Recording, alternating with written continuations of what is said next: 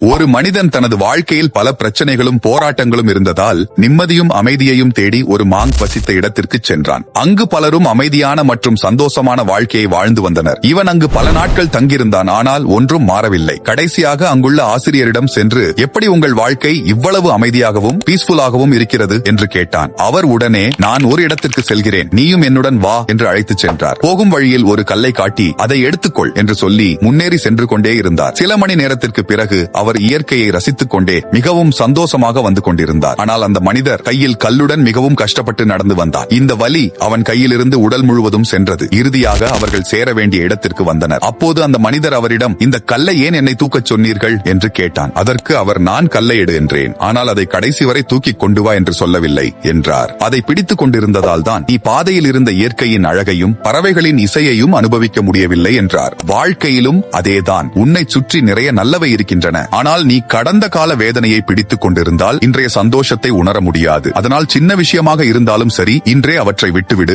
அப்போதுதான் வாழ்க்கை நிஜமாகவே அழகாகும்.